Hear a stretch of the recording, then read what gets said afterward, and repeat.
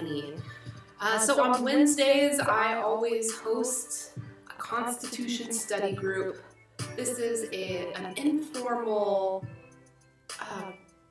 discussion, co-learning opportunity for all of us to sit, drink some tea, heighten our consciousness, and of course,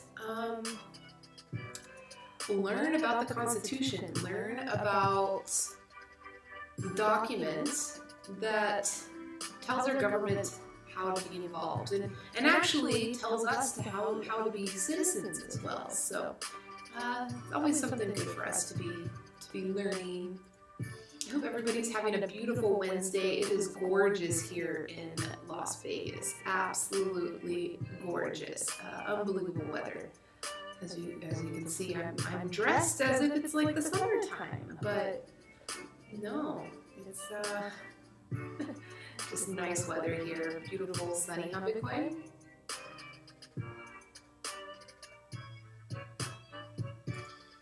Gonna be playing some cool 18th century beats for us to chill out.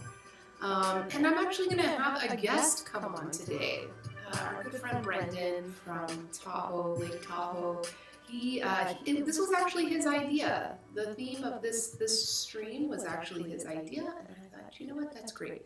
I think he's very much concerned with discussing what's been going on with the stimulus package, and maybe we'll talk about the politics of it. Again, we do not talk about politics here. The Constitution and civic engagement are not inherently political. They don't have to be. So we're not going to talk about politics, but I think he wanted to talk about just the general kind of involvement that the government has. Hey, Vicki, good to see you. I'm talking about money today, so I thought I'd be a bill. I'd be a baller bill on Instagram. How are you doing, Vicki? Did you guys enjoy the tea and the festival a few weeks ago? I did, very much. I had a lot of fun. I'm still having a lot of fun. Actually, I'm going to be drinking today this beautiful Tenir black tea, which was featured in the Small Tea Grower Festival.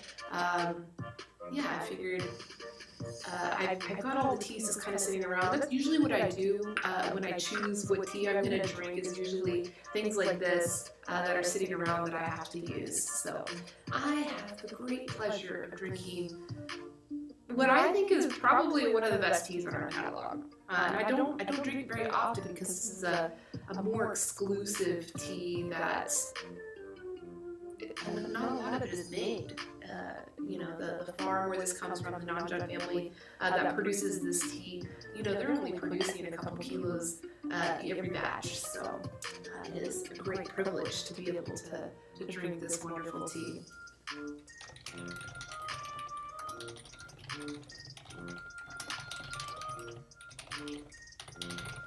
So yeah, I'm just gonna wait for Brendan to pop in, and we'll get talking. Until then, I do have some articles and such to share, and so I thought it'd be kind of cool before Brendan gets here if I can, so that I can get everybody on the same page before Brendan comes in. And I know he's been thinking a lot and coming up with a lot of ideas about what he wanted to talk about today. He was very adamant about it, so I'm very excited about that. So before he comes on, I'm going to brew up my tea, get myself all themed up. Hey Jeff, what's up, man? Good to see you. Happy Wednesday. Thanks for coming on. Drinking some beautiful black tea from India today. Handmade, grown from seed. Very beautiful tea. I'm very excited to drink it. But I'm just warming everything up, getting all ready for the tea brewing. Get our pee boy wet. One of these days I have to prep him before I go live, so that way I can get you guys seeing him in action. Because this little guy here, he pees when you put hot water on him. Very family friendly tea table here. Alright, that should be enough. Oh, what was that? Seems I have a little clog in my drain here. That's okay. It'll eventually go down. Jeff, it's good to see you. How you been doing? I saw you had a nice trip to, you went to Ecuador? No. You went to... Maybe you went to Ecuador. For some reason, I'm feeling like that's where you went. But I know that you went... I have an echo. Huh. I wonder why. I know why. Sorry about that. My echo's gone now. Thanks for letting me know. El Salvador, that's where you went. That's it. How was that? Your pictures and your videos, they look great. I actually went to Baja, California in Mexico, and that was really magical. I only went for a few days though, like literally just dropped in for a little surf meditation therapy and came right back. What's going on? You know, this is the big tea season.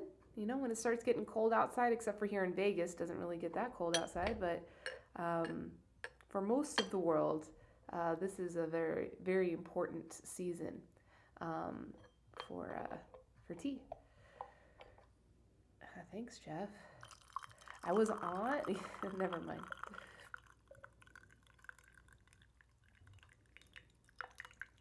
So I'm not using my glass pitcher today, so I'm not able to show you how beautiful this liquor looks.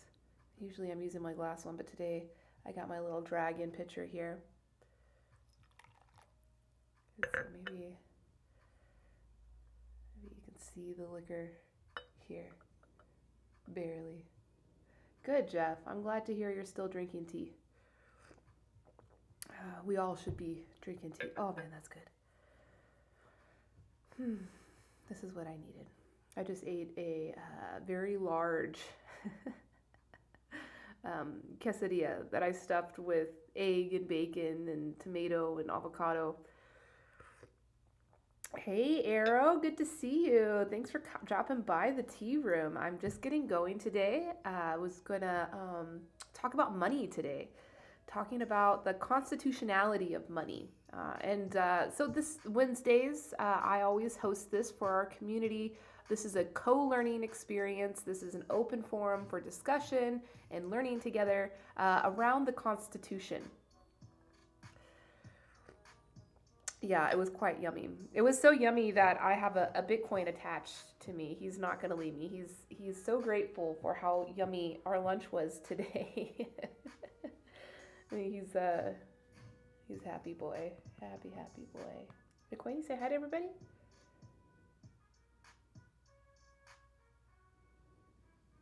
That's it. Cool, Arrow. Well, thanks for dropping in. I'm looking forward to your participation in this, seeing where this conversation goes. I will have a guest come on. Oh, cute dog. I like that emote. Once I start getting all our emotes set up here, we're definitely going to have a Bitcoin one. I mean, he's kind of an icon. Someone was saying yesterday, too, they'd like to see of the various tea pets. Jeff, that's interesting. Could you expand upon that? So Jeff says a lot of things are getting ready to happen constitutionally. I'm curious of what that means because I'm hoping for it. I've been doing this Constitution study group for months now, and just every week I feel like we always come to the same conclusion that it's outdated, and as we learn today, not only we will learn, or I forecast we learn based on the research I've done so far, we're going to learn that not only is it outdated, but it wasn't even written in the way that we think it was, especially when it comes to the government's relationship with money and with regulating it. Oh, cool. Brendan is here. Oh, Joe says he'd immediately purchase a Bitcoin tea pet. Well, that's what I was talking about, Joe, is it's a Twitch thing. Hey, Brendan, how's it going? Hey, what's up? I'm doing pretty well. Good, good to see you. I Um, just got hired at this place called the Village Market, um, which it's a grocery store. It's been here forever. It's also got a specialty butcher and a great deli and a lot of great wine and spirit selections. Sweet, cool, man. Well, hey, congrats on that. I hope it ends up being a fruitful experience for you, Yeah, and you really you enjoy know it. they have wine tastings in a bar set up, so Oh, maybe sweet. they'll have a tea tasting one day. Oh, sweet, for sure. Oh, hey, thanks for changing your camera over.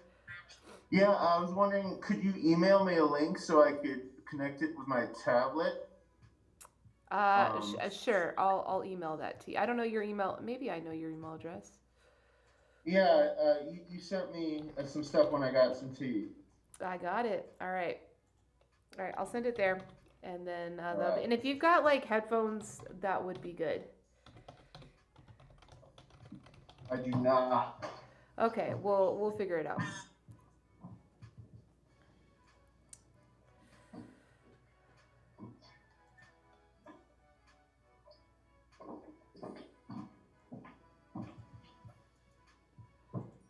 All right. So we'll wait for Brendan to get set up.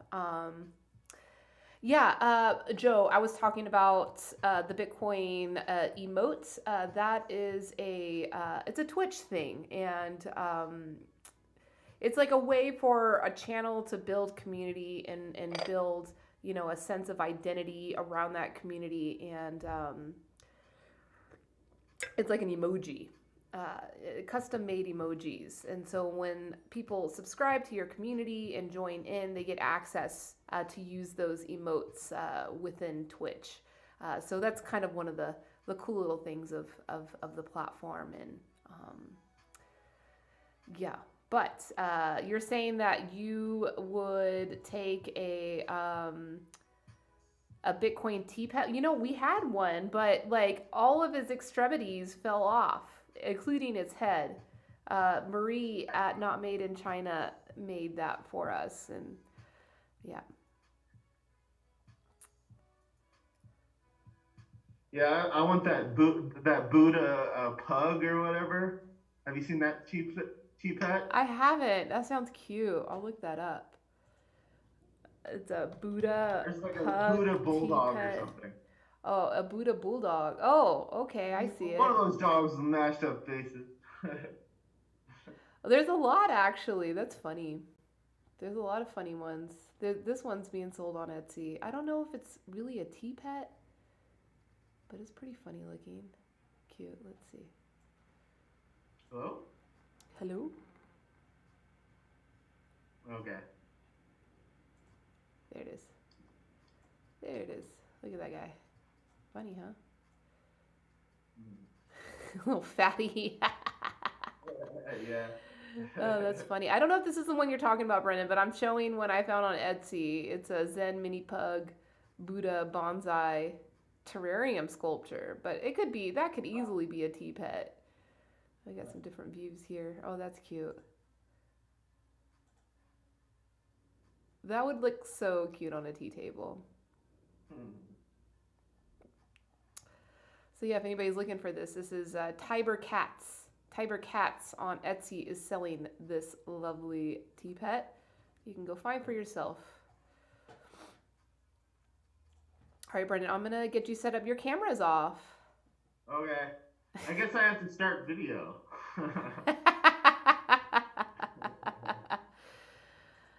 Cool. Well, so I got started a little late streaming, so I haven't gone over the articles yet, but that's fine. We Okay, have. me neither. Like, this is just a good time to start. Like I told you, I just started a new job, so.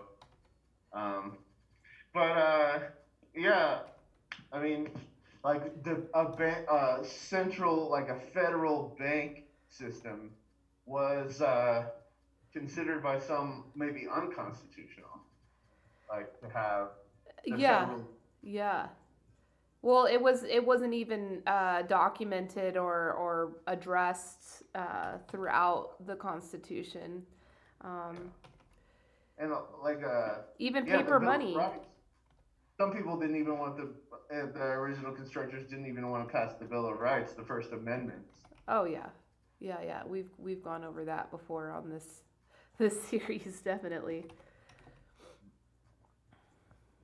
But yeah, and you wanted to talk also about, more relevantly what's been going on in the Senate with trying to approve a Yeah, like with the bailouts of Wall Street again, basically.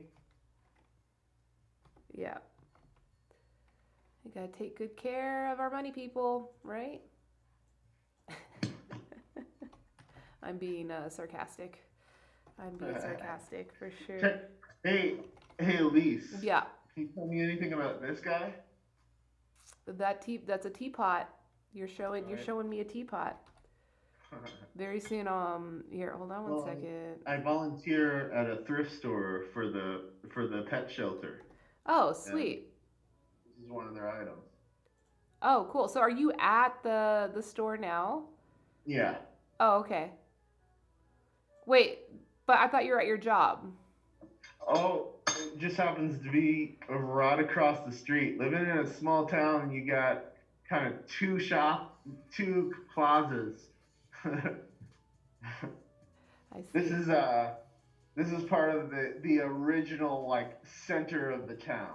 Like um everything used to be here, but now everything is more towards the big supermarket, which is Rayleigh's. I see. But this is but yeah, All this right. is a crazy thrift store town. But that's cool. There's a lot of thrift stores in Tahoe. I didn't know that. I don't think I've spent a lot of time in Tahoe outside of going there to ski and the Yeah. casinos or whatever. So was that the extent of the tea selection at your thrift store there? Uh, well, actually, um, the manager wants to have a tea nook, Yeah. like tea.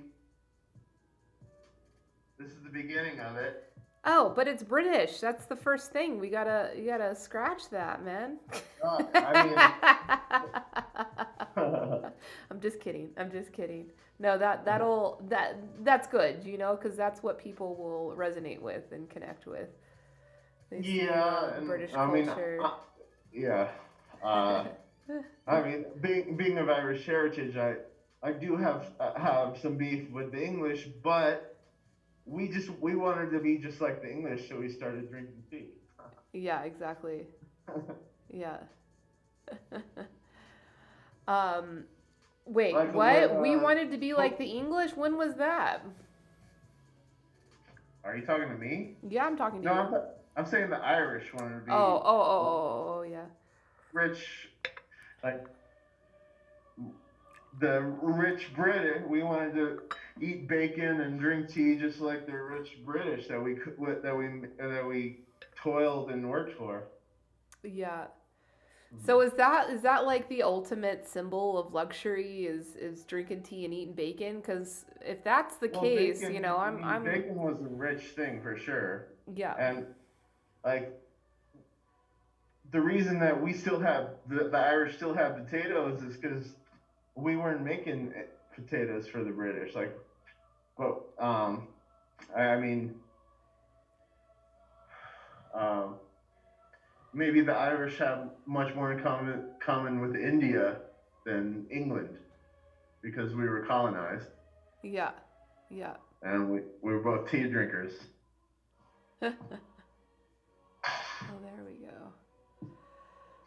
Um, all right, so let's get talking on this. So, first, just to address like the Constitution itself and like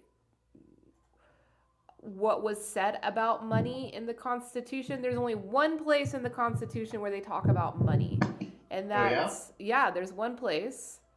Let's see. Okay, here we go. it says the Constitution contains only 2 sections dealing with monetary issues. Section 8 permits Congress to coin money and to regulate its value. Section 10 denies states the right to coin or to print their own money. So that was all that was said about money. Yeah. Yeah. So, everything from the Federal Reserve and all the regulatory and then even now talking about stimulus and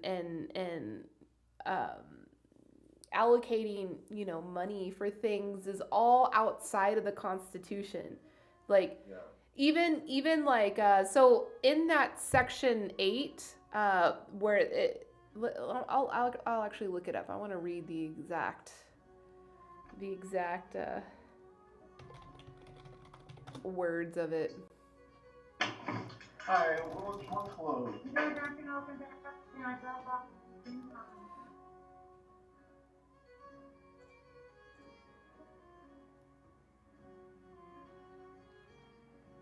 All right, so I'll just read it for you guys. Section 8.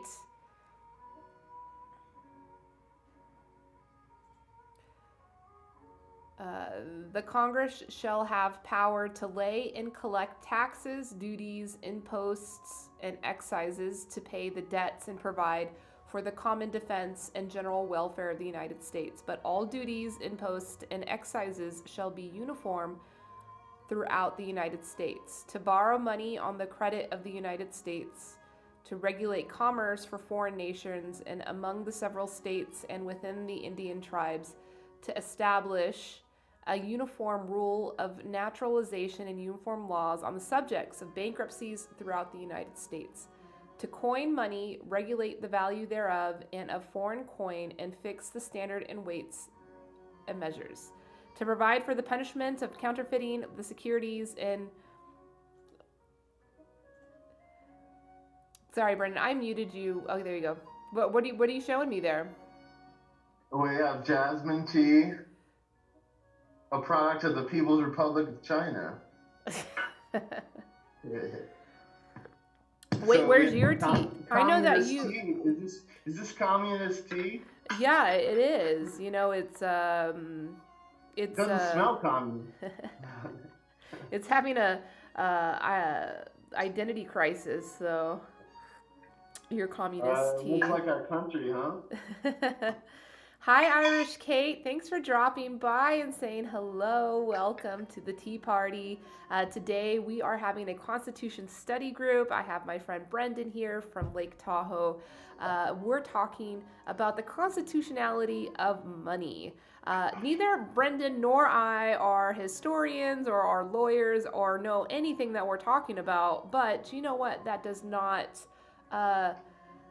excuse us for not being civically engaged. So this is our attempt of giving a shit and actually caring and sharing that care with everyone. Like the quote, I don't know who is attributed to. A democracy dies in darkness. If we don't stand up for the issues, we don't start conversations, it's just gonna go away. Yeah. Now, I would like to remind everybody something that we've been going over in the past few weeks on this series is the status of democracy and the existence of democracy and even our documentation and supporting democracy is questionable in itself. But again, that does not stop us from being civically engaged and giving a shit and wanting to do something about it. So if it means we've got to create a whole new system and figure out how to do that, then that's what we're going to do, right? So that's what we're doing right now. I don't know, are we? we just elected a guy we would never have voted for in 2016. Yeah, lots of weird things going on. I mean, even who we voted for now, I'm not even too sure is going to be an ally with us. Yeah, he's a career politician. Yeah, the news came out yesterday, or maybe this morning. I read it this morning, but I assume the news came out yesterday. Biden announced who his agriculture secretary is going to be, and as far as TLET is concerned, as far as tea and farmers and seeds and all the things that we care and love here at TLET, the Secretary of Agriculture is a very important person. And the person that got appointed into that position is Big Food, Monsanto, GMO, Green Revolution, long time, Vislak. I've known about him since I was an undergrad, and all the work that he was doing, for Monsanto, and and everything involved in that. So, long story short, I don't know if we necessarily have allies just yet. But the only way we're going to get those is if we freaking put them there, and the work that we're doing right now, right here at this tea table on the internet is part of that, Yeah, and a reason I want to take part in it is because we need to be able to talk about the government with our friends, because I feel like too many of us don't want to talk about these things, and maybe that's led us to such a division. Yeah, like, definitely. I'd rather not talk about it. Yeah. So yeah, it's and that's what's put us in this position now, where it's just like, how is it possible we're even in this political situation right now? How is it possible? We don't understand. We have no idea what the other half of the country is thinking. Yeah, we are divided. Just because, like, we have forgotten our common dreams. Yeah. So Arrow, yeah, that's cool. So did you study agriculture in college as well? That's cool. So yeah, Monsanto is bad.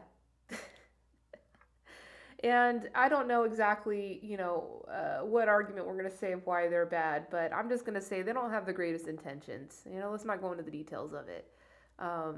And there's a lot of power dynamics there, and exactly what we're talking about today with, the status of money and how money and currency and food, sorry, I saw your comment, food, but how all those things are, in relationship with the government.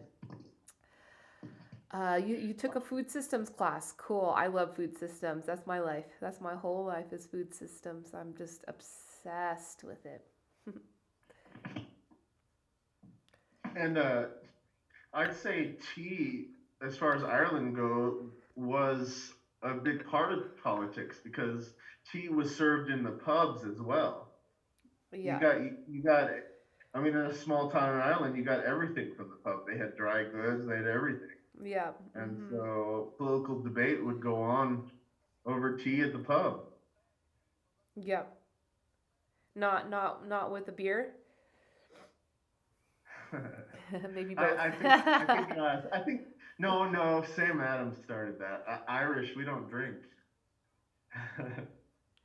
Wait, what? What'd you just say? Oh, I was just joking. Sam Adams started with the drinking in politics. We actually have an Irish person. I don't know if Irish Kate is still here, but we have somebody Irish watching right now. So maybe she can attest to your sarcasm. Interestingly enough, beer was the only reliable nutrition because the British took everything that we grew for them. So beer was actually a reliable source of nutrition. Yep. Like it calories. Is. Yep. That's how my brother says. I'm like, Michael, you need to drink some water. He was like, oh, this has water in it. You need to eat something. Oh no, there's calories here. It's great. Yeah, when the colonies didn't have good water purification, the kids would even drink beer. But of course, it was after the second or third brewing. Yeah. So they had O'Doul's for breakfast, basically. Yeah. No, that's not gonna make a difference. Okay, so Brendan, you heard what I was saying. From the Section 8 of Article 1 about Congress. I was actually reading the Constitution there. Um, Yeah, that was it. I mean, it took me less than 2 minutes to say it all. So, there really wasn't. But the one thing that does say is that they can only make coin from gold or silver. So, like, legally, money could only be in the form of gold and silver, and only Congress could establish that and create that. Um, and so now it could be said that if the IRS is asking to pay our taxes, with cash or with digital currency or something, it's actually unconstitutional officially. We could make that argument. Well, I can make a few other arguments against Bitcoin, but We're arguing against Bitcoin now? What's that about? I don't think it's very environmentally friendly. Oh, I see. So you're talking about that. Well, that will get figured out. You know what I mean? Yeah, absolutely. Yeah. Like, hopefully, technology is going to save us, right? I'm studying information technology right now. Oh yeah, where are you studying? Through Coursera. Okay. Yeah. It's actually through Google. Oh, sweet.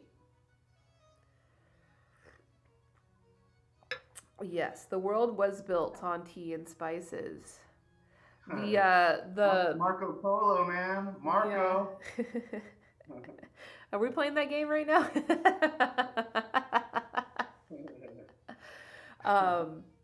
Yeah, it was built on. I mean, maybe the world wasn't built, but definitely the colonized world was built on tea, mostly tea. Spices were there too, but tea was the first one. So tea was the first commodity that instigated the first international trade routes between China and Tibet.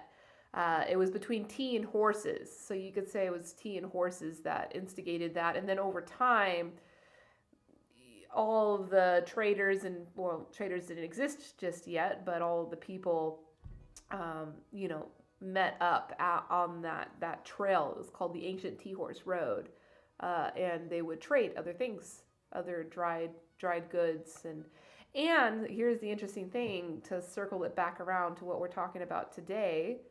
The very first form of currency that was established in those trade routes. I'm pretty sure that each of those individual communities had their own forms of value exchange, of money or currency, whatever you want to call it. But there was not like an internationally understood exchange going on at that time. And so they used freaking tea. They would press the tea into small little cakes, and they would use those little coins, those little tea cake coins, to evaluate all of their trades. So, tea is important.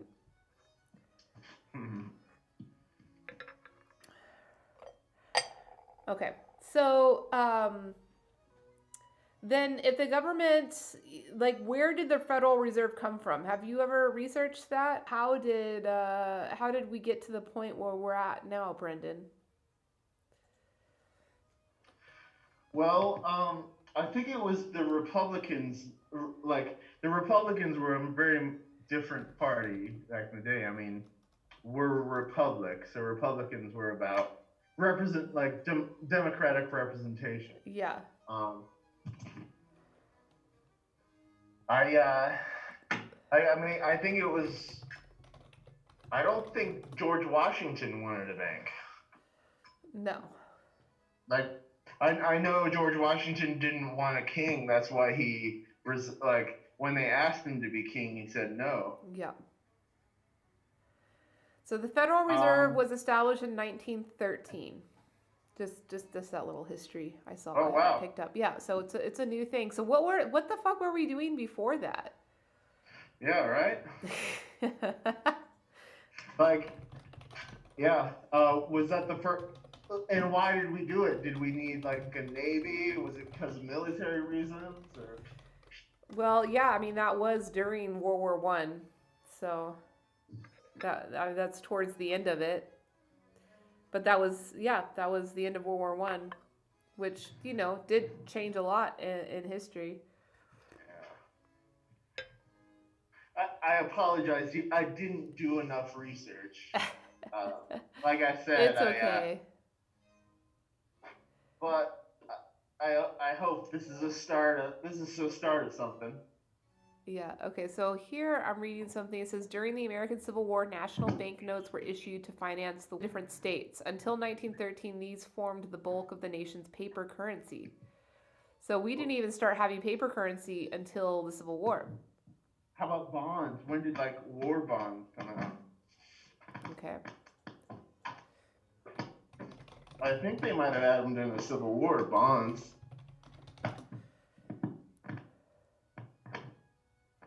War bonds were initially known as defense bonds and were first issued as Liberty bonds in 1917 to finance World War One. So yeah, I mean so paper money didn't come out to Civil War. So does that mean from it was all gold and silver? Yeah, I mean, wow. Like I remember knowing that Ben Franklin helped the French Revolutionary War. Like, so that's definitely possible. Like,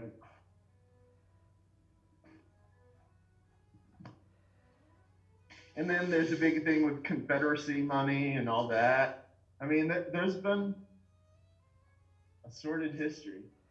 So it says since Section 8 of Article 1 of the Constitution granted Congress the power to borrow money on the credit of the United States, and since Federal Reserve notes held by the public effectively represent credit extended to the federal government through the Federal Reserve, by the holders of those notes, the Federal Reserve's issuance and redemption of Federal Reserve notes appears to be constitutionally permissible. So, I guess the money is okay. I know I can read it. Don't worry. Although called a Federal Reserve note, individual pieces of U.S. currency effectively are non-interest bearing bearer note bonds of no fixed maturity. Because the Federal Reserve System, a federal entity, issues Federal Reserve notes, they clearly are debt obligations of the federal government. Further, these notes can be exchanged without restriction and at par or face value through commercial banks for interest-bearing treasury debt. Coins issued by the Treasury Department are for Federal Reserve notes or for interest-bearing treasury debt. Therefore, for a constitutional perspective, no distinction needs to be drawn between U.S. coins and Federal Reserve notes. The quantity of Federal Reserve notes and U.S. coins in circulation, both domestically and outside the United States, is totally demand-driven. Federal Reserve notes or U.S. coins are barred from exchanging those notes and coins for interest-bearing treasury debt. Consequently, there cannot be overissuance of U.S. currency. Overissuance of currency is the usual cause of high rates of inflation in other countries, such as is occurring in Venezuela. Because the federal government some time ago voluntarily ceased paying any today, it lacks the mechanisms to force currency into circulation. Countries with runaway inflation pay many of their obligations in non-redeemable currency instead of by checks or electronic fund transfers that can be put back at par to the government or financial intermediaries. So there's that. Yeah, T-coins were a thing. Wouldn't that be cool if we got back to that point where we have T-coins and we could use those T-coins and redeem them for tea or other things as well.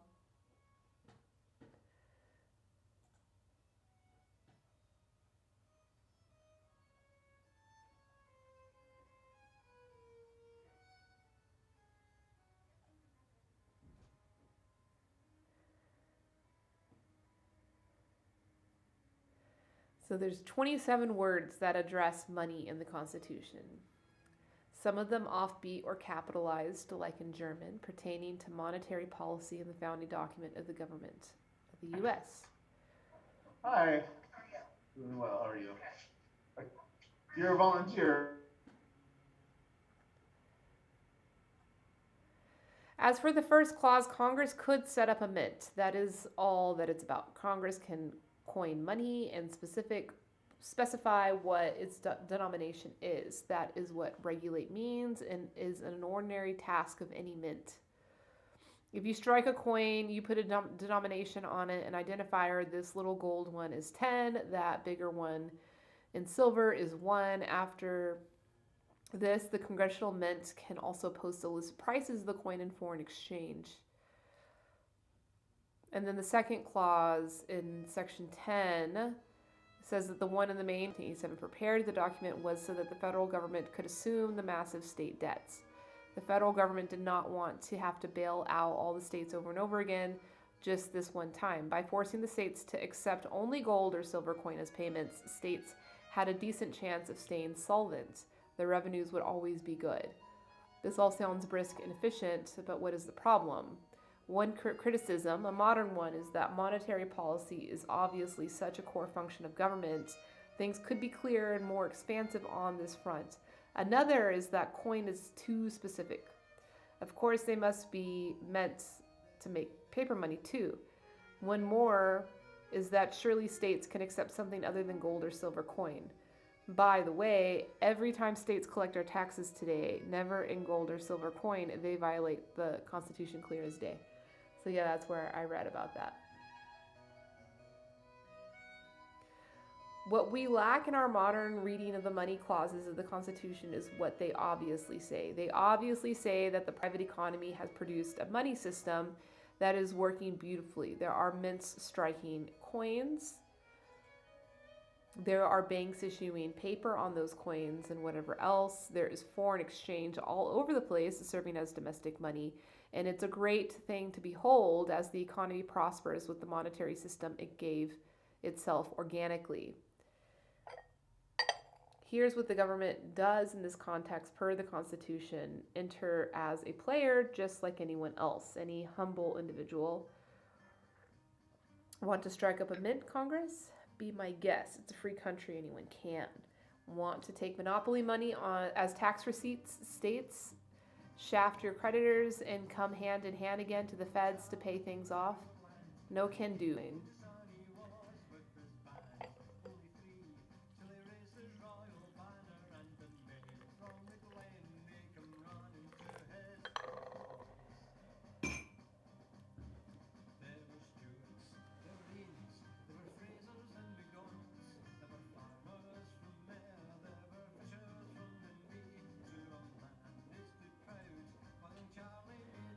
This is like pirate music now.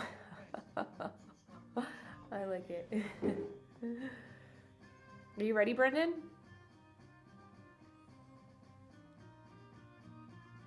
The money message. Am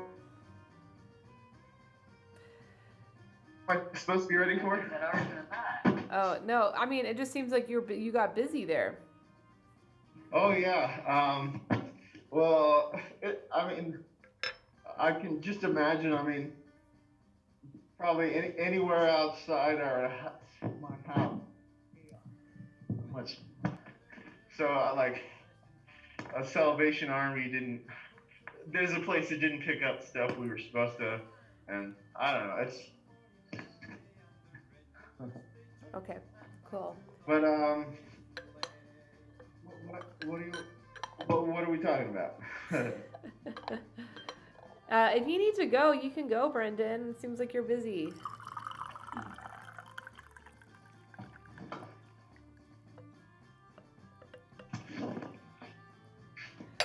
Oh. Okay. Bye. All right, bye, Brendan.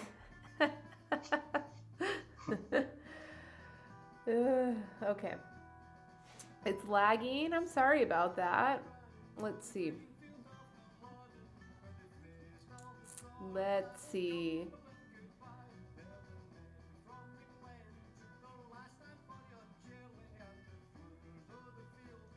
Is it better now? Seems as if it's okay everywhere.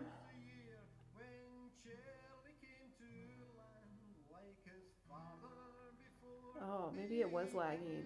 That's interesting.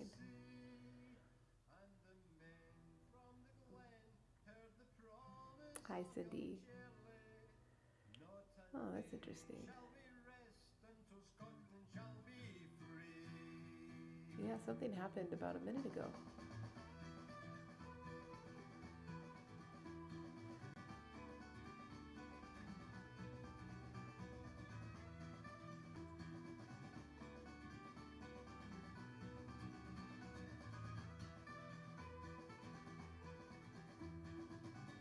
Yeah, it's dropped.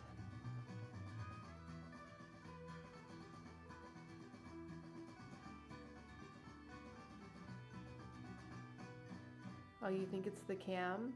That's weird. It's got to be the video. My camera's fine. I'm not feeding it directly from my camera into the system.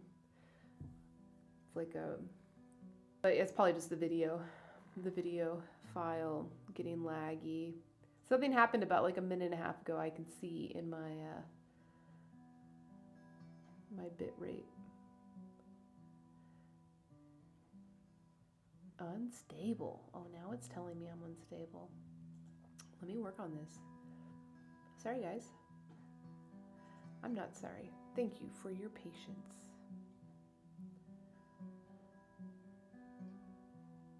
It looks like it's gone back up, though.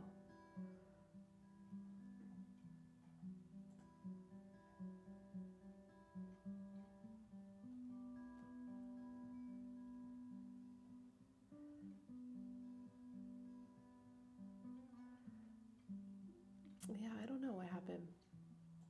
I'm still learning. I'm still learning. I gotta make it good. Let's see. Does it still say unstable? It does. What is this about?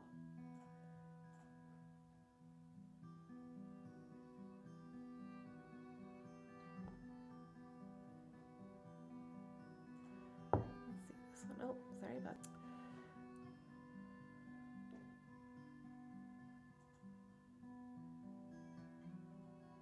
Yeah.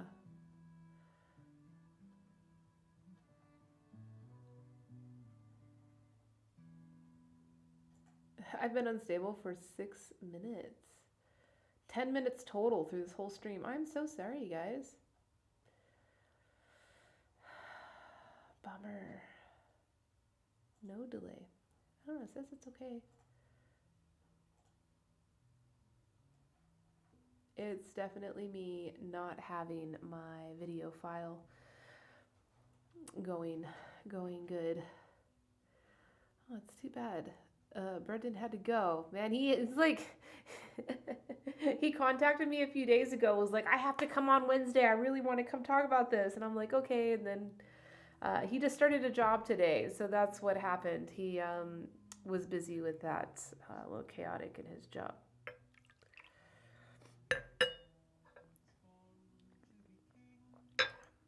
All right, so back to some learning. We'll try to learn here. We shall. The money message of the Constitution is that the private sector does money to something approaching perfection. Seen this way, the Constitution suddenly appears far less curt and weird than is typical of us latter-day pseudo-sophisticates. It concedes the industries optimally across the board, including in the manufacture of money. And then it says if Congress wants to get involved, it can on all the ordinary terms. For a little more proof, Constitution, get the business. Congress can lay taxes, duties, imposts, and excises, an efficient 5 words, before a panel of addenda. Of course, the tax system had to be made up and the monetary system taken as a given. It's a tax system. Governments imposed them. In 1787, as they shaped a government, the founders had to dream one up. But an economy naturally does produce a monetary system. Constitutions, therefore, have no need of outline the nature of one. All they have to say is if governments want to take a swing at that business, they can on normal terms. How much ill effect has come from our inability, our unwillingness to read the Constitution, obviously, when it comes to money. We cannot excuse ourselves either by saying that the founding of the Bank of the United States in 1791 showed that the founders desired monetary policy, the place where you could settle your debts with the government, and was misnamed a bank. Arguably, we had tariffs in 1791. Customs houses would have made the bank unnecessary. So that's interesting. So our monetary system and policy could be completely different, just because of that thing. We are so fancy. We think the United States, the Fed even, should print paper money. This is where in the Constitution, private practice in 1789. Right, only private institutions can do that, not just coin, but print money too, per our founding document, which implies that they do it very well. Congress can have a mint among many if it so pleases. And if it proves successful against the competition, the profit could make taxation superfluous. This is the relentlessly tight logic of the Constitution our modern, economically literate minds are contemptibly blind to. We have right before us, in the most hollowed text of our policy, the means of letting our economy deliver everything it can in glory, including money, just about the entirety of the monetary system. So, yeah, that's, this wasn't the few words on money, no, from Brian Dimitrovic. Yeah. Yeah. Because I was thinking about that, like, what,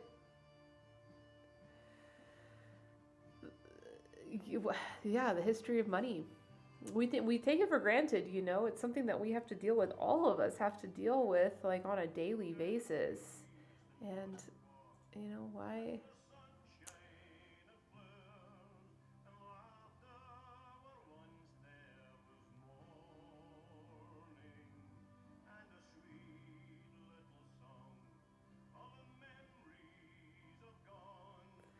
Hi, Maurice. Thanks for joining. We're talking about money in the Constitution today. If you have any thoughts on that, please feel free to share. This is a co-learning experience.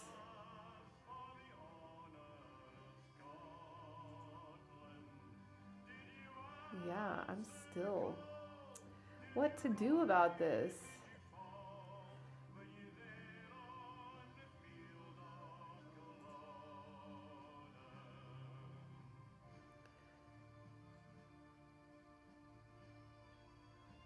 So it seems like it's going up right now as we speak.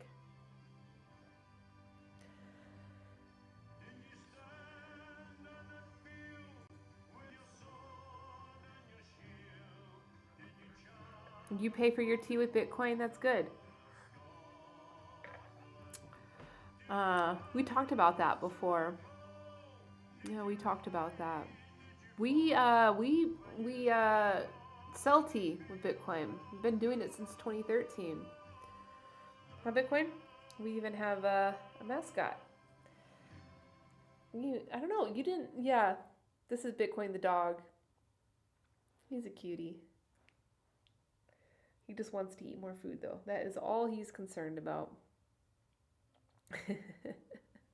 He needs his taxation in the form of treats. That's all he needs. Huh, bitty boy? Maurice, are you still in Hawaii or are you back in Japan? What's your status? How you been doing? It's been a long time. I'll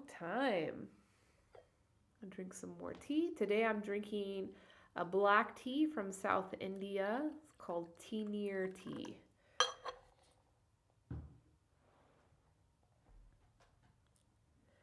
Yeah, maybe I should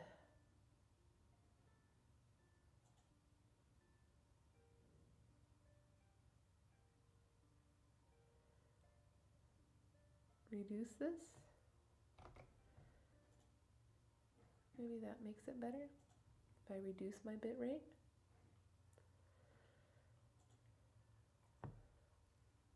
On Bitcoin? Yeah, it seems like it's going up a little bit.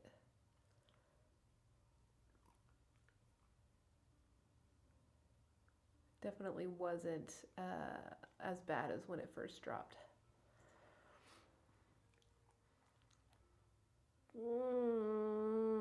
Can you imagine that, Maurice? So somebody on Instagram that I met right when we actually, Maurice, you were probably like one of the first people to ever buy tea with the Bitcoin, and because we were just launching it back then. And he said he bought tea, and it was 1 Bitcoin worth of tea back then, which was probably less than $100. And now it's 20,000. Most expensive tea ever. Although I saw that Bitcoin went down a little bit. Let's see this. Yeah, I mean, it kind of went down. I read an article headline this morning that said Bitcoin crashes below 18,000. I'm like, are you fucking kidding me? Is that really a crash? Just 3 weeks ago, we were less than 10,000. So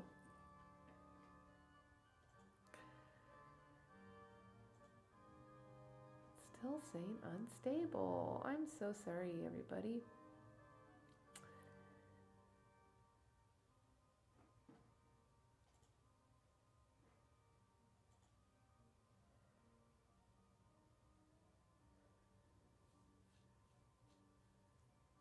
Oh, I can't even change settings until after I get off stream. Unfortunately. Yeah, that was expensive tea. What was that? The other one? There's like the expensive pizza. It was like a Bitcoin pizza. I think the Bitcoin community celebrates that every year for like Bitcoin's birthday, like the white paper or something like that. There's like the Bitcoin Pizza Day. And maybe I should look that up. Where you're supposed to buy pizza with your Bitcoin. May 22nd, and this was from 2010, when Bitcoin was a little over a year old, this guy bought 2 pizzas for 10,000 Bitcoin.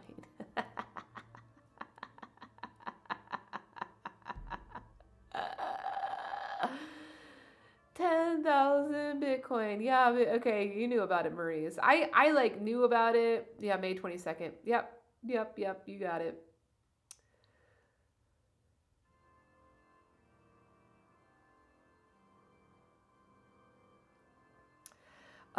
So TLET has a story like that. Maurice, slightly after I met you, I went to a Bitcoin conference and I met the very first person who did buy tea with Bitcoin from our website.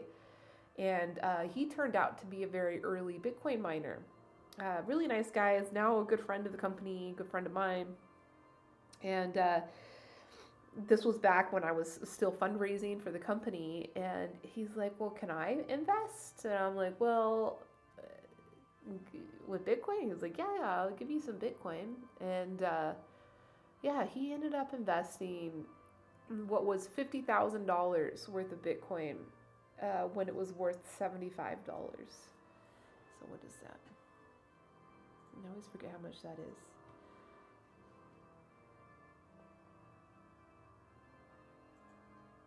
I know.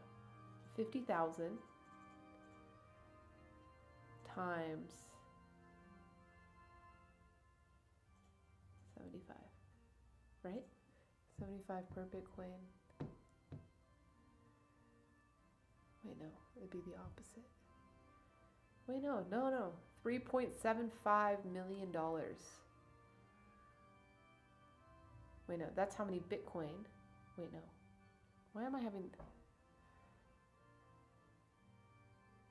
I did not keep all the Bitcoin. That's the sad part of the story, is that once I talked to all of my advisors and talked to my CPA, who is my sister, they all told me they wanted, and the lawyer, of course, they all wanted the transaction done in US dollar for bookkeeping purposes. And then also legal document purposes, because they were like, we don't know, what the legalities of issuing some type of securities note to an investor in a digital currency. Because, yeah, this was back in 2013, so this was a long time ago.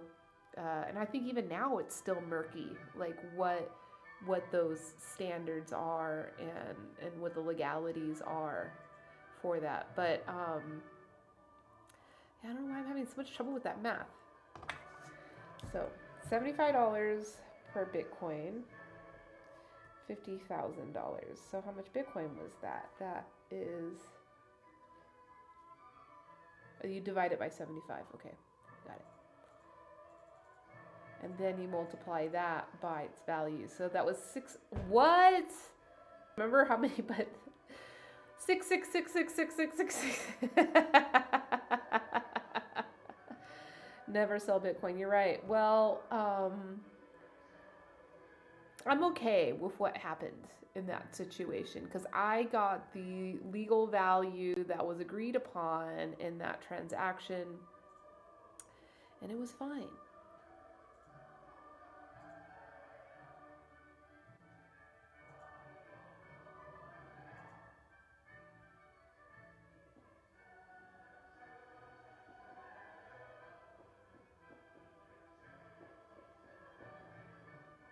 All right, so now it's saying the stream is excellent.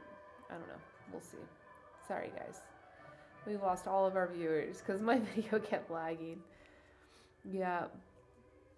So yeah, 666. That's how many Bitcoins I had.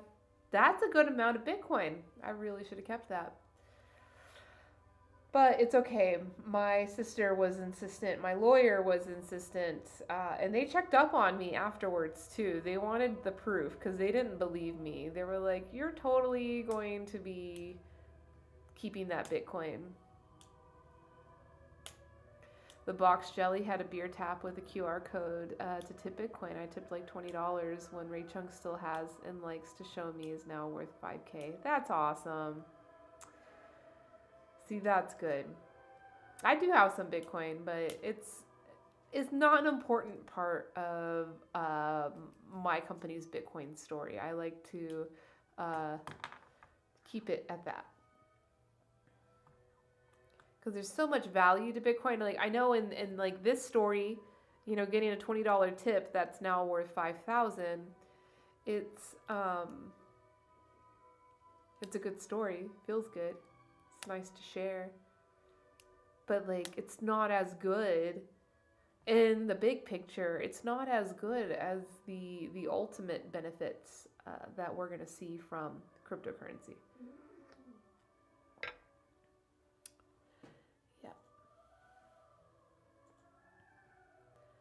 Let's see. I'm going to play the stuff I was playing at the beginning because that was good. I liked that stuff. Yeah, Kayla, it's glitchy.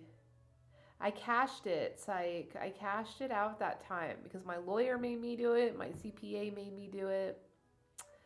And I just wanted to do the right thing.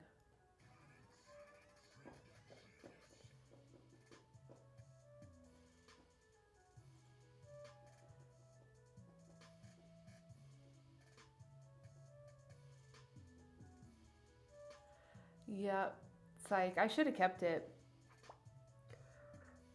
But I'm working on other ways to acquire Bitcoin because it's never too late. You know, it's never too late. Yeah, I'm only selling tea. I'm selling some herb now. Some herbs, different herbs. Oh, why it's so glitchy. I'm like on the same exact settings that I'm always on, and I started out the stream just fine, and then something happened, you know? It was when I was trying to put the chat up. That's what happened.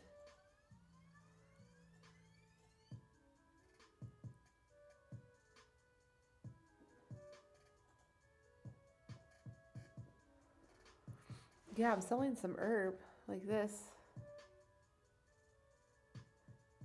This is hemp flower. Sun-dried hemp flower can be brewed like a tea. It's actually very good. It's very good. And then some other herbs and flowers like hibiscus. And I've been doing some research, although haven't executed on it yet. But you know, all the research has been done for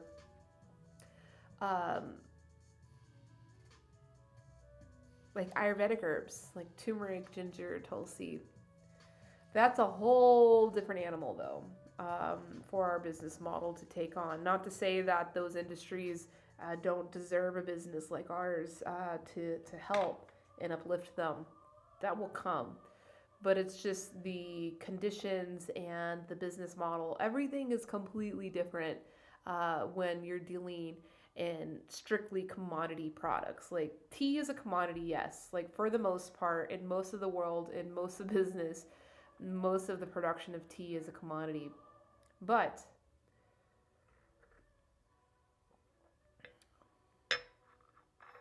tea also can be very artisanal and very good. And so like we are like honed and focused on the artisanal side of it so that we don't have to participate in that commodity industry market, which is just such a bummer for all of business. Yeah, I want to find more music like that, Kayla. I like trippy beats on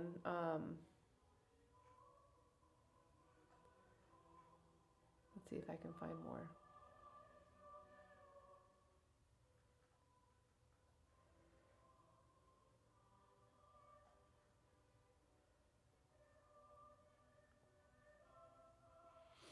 Like remixed 18th century music with like lo-fi beats. That's what I was looking for.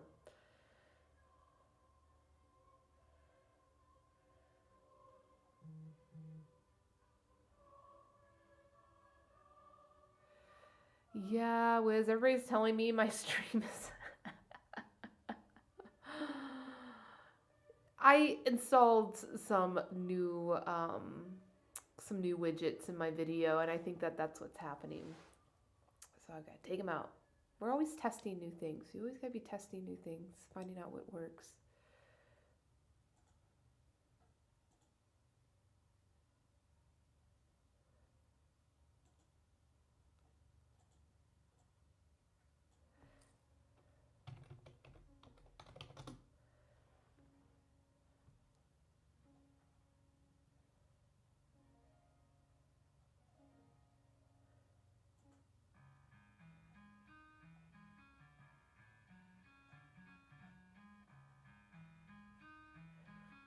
I don't think this is exactly what I was looking for, but we'll listen to this for a second.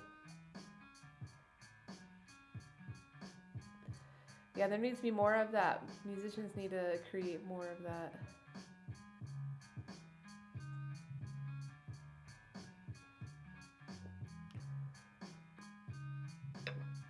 Aww. That is sweet though, people let me know. It is sweet. Oh, thank goodness.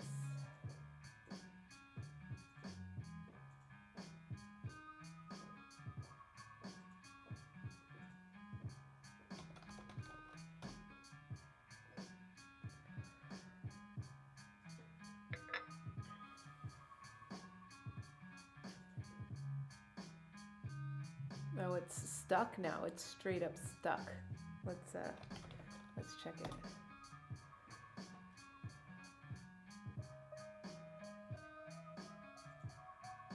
Yeah, it looks like it is. Should I start over? Should I start a new one?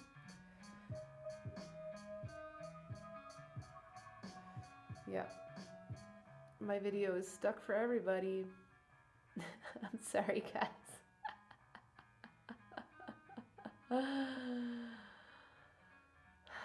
So if you ever wondered what I look like, here it is.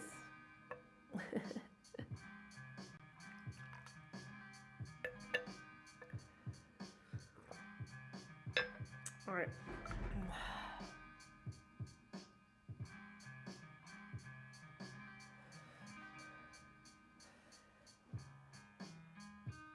Yeah, I think I just have to start over. I'm gonna start over. Bummer.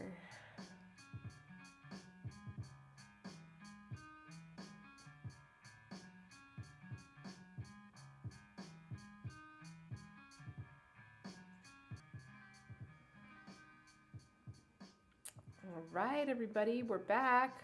We're gonna attempt this again.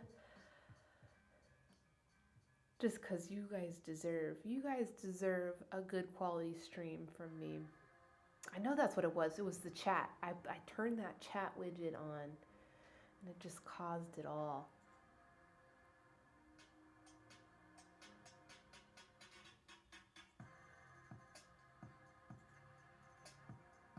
Oh, you see me in real time now? It's working. Awesome. All right, we're back, guys. We're going to do a lot better this time. I'm going to keep that chat bot off. Or the widget, I mean. I think that'll be good. I think that'll be good. So yeah, I'm curious now about this history of the U.S. dollar, of money. I'm very curious about this.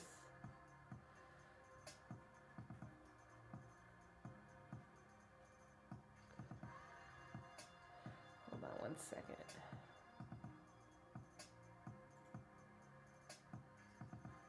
Oh, that's so crazy, man. What is going on here?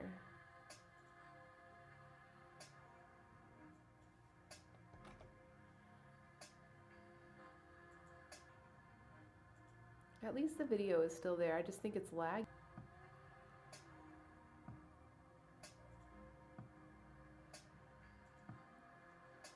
Bitcoin, go fix it.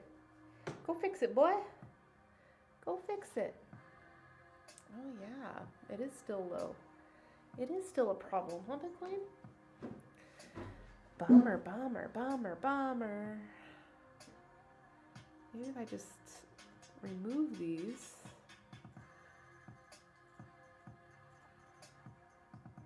Maybe that'll make it better.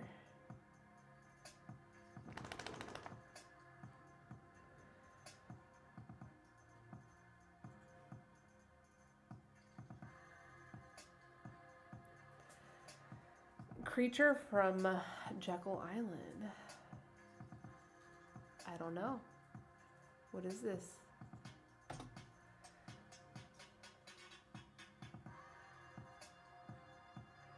Oh, it's oh, that's interesting. It's about the Federal Reserve. Jekyll Island. Jekyll Island was the location of a meeting in November 1910 in which draft legislation was written to create a central banking system for the United States. Following the Panic of 1907, banking reform became a major issue of the United States. So, okay, cool. Awesome. No, this didn't come up. I didn't read about that yet.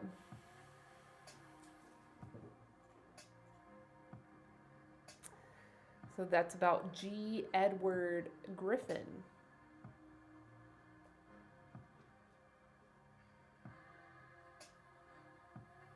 Oh, he wrote that book. I see. He is an HIV/AIDS denialist. What? Why is that in his Wikipedia? Is that like a big part? He also believes that the political Noah's Ark is located at some site in Turkey. Like, what kind of Wikipedia page is that?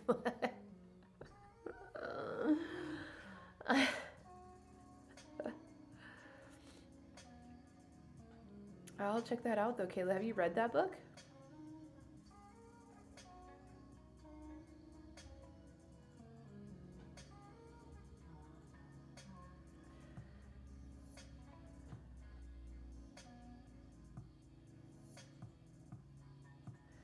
The Jekyll Island Club was a private club on Jekyll Island on Georgia's Atlantic coast. It was founded in 1886 when the members of an incorporated hunting and recreational club purchased the island for $125,000. That's it? I'd buy an island for $125,000 when I have $125,000.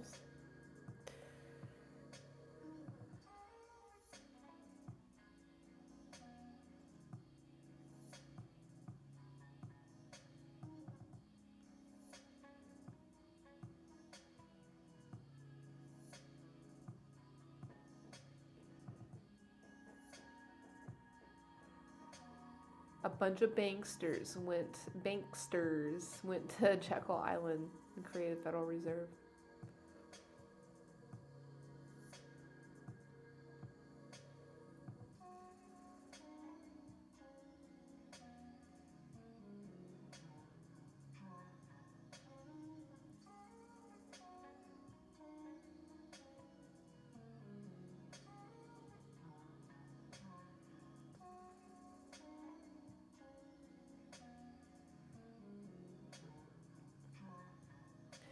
So this was just like all these like rich people made their own little utopia island here.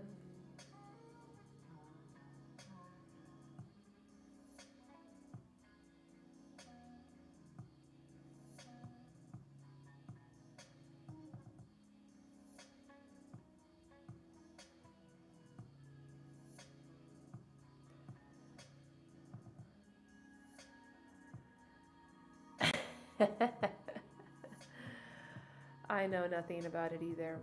We can learn together though, Kayla. That's the important thing. We can learn together.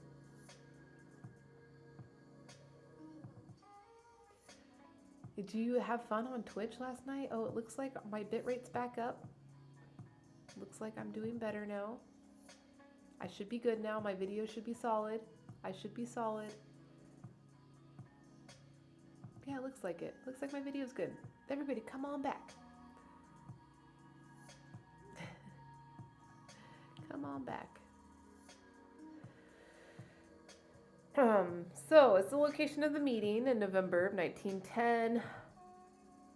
The Panic of 1907, banking reform became a major issue in the U.S. They went to go study continent's banking system, Europe's banking system. Upon his return, he brought together many of the country's leading financiers to Jekyll Island to discuss monetary policy. Okay, so he was the chairman of the National Monetary Commission, this senator who brought all these people together.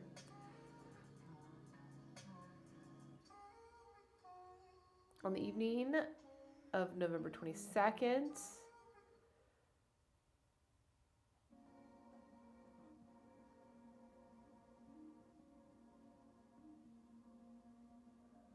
picture a party of the nation's greatest bankers stealing out of New York on a private railroad car under cover of darkness, stealthily riding hundreds of miles south, embarking on a mysterious launch, sneaking onto an island deserted by all but a few servants, living there for a full week under such rigid secrecy that the names of not one of them was once mentioned, lest the servants learn the identity and disclose to the world of this strangest, most secret expedition in the history of American finance. I am not romancing. I am giving to the world for the first time the real story of how the famous Aldrich Currency Report, the foundation of our new currency system, was written. The utmost secrecy was enjoined upon all. The public must not glean a hint of what was to be done. Senator Aldrich notified each to go quietly into a private car of which the railroad had received orders to draw up on an unfrequented platform off the party set. New York's ubiquitous reporters had been foiled. Nelson Aldrich had confided to Henry, Frank, Paul, and Piatt that he was to keep them locked up at Jekyll Island out of the rest of the world until they had evolved and compiled a scientific currency system for the United States, the real birth of the present Federal Reserve System. The plan done on Jekyll Island in the conference with Paul, Frank, and Henry, Warburg is the link that binds the Aldrich system and the present system together. He, more than any one man, had made the system possible as a working reality. Oh, then shortly after, their little boys club was done. And that's a cool story, Kayla. Thanks for bringing that to my attention. I didn't know. But isn't that how all things are done?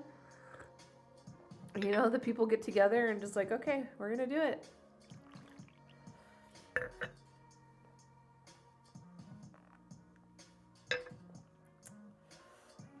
But this was the Wikipedia page I was interested in, like the history of the US dollar. 240 years. The Continental Congress authorized the issuance of the continental currency.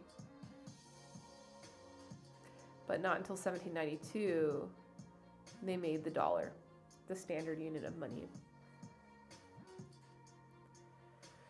So the dollar used to refer to the 8 real coin, a Spanish dollar. That's cool looking. Silver dollar. So even that was still in silver. but paper money. So they began issuing paper money during the war, the Revolutionary War.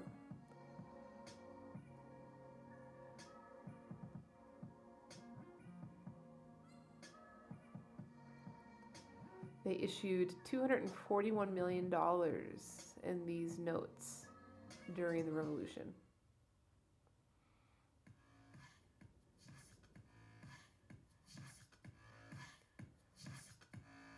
By the end of 1778, this continental currency retained only between 1/5 to 1/7 of its original face value. Oh my gosh, could you imagine? Yeah, that's crazy. You have to like... By 1780, just a few years after that, they had 1/40th their face value. They tried to remove bills from circulation to fix that inflation. Oh, this music just took a weird turn, but that's cool.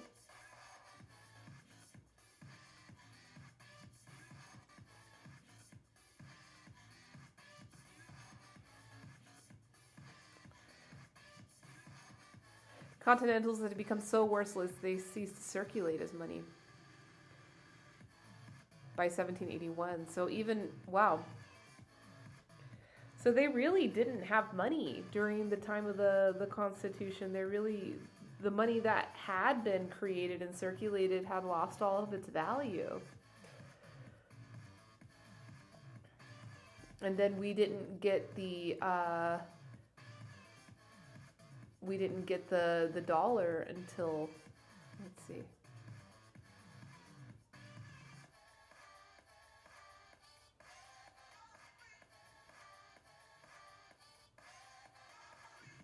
Coinage Act of 1792 established the dollar. Okay, so that's what actually established the dollar. But at that time, it was still silver dollar, or made of. It wasn't paper currency yet.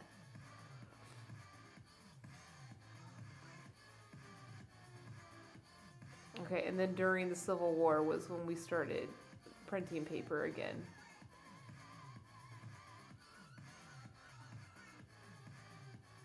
And then we didn't get the Fed until another 60 years after that, even 50 years.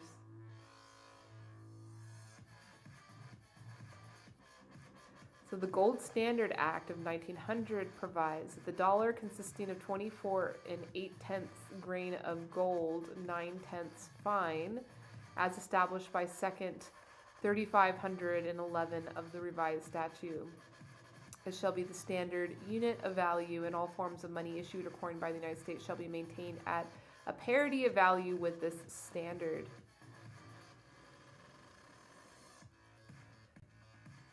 Let's see what they say about the gold standard.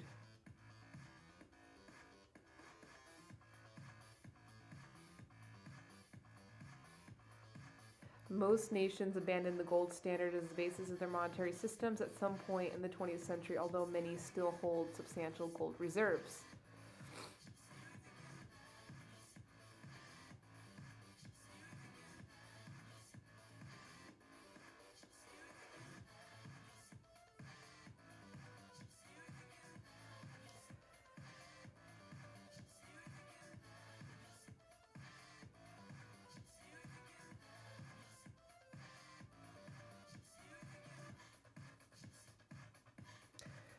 The pine tree shilling from 1652. That's our first American gold standard currency, made by John Hull.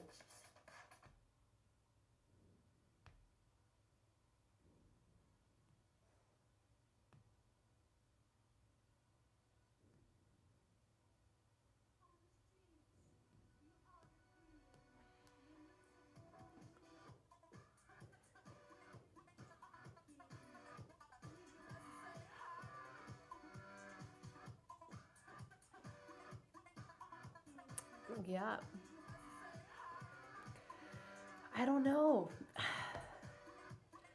Where do you guys want to take this? There's a lot, there's a lot here.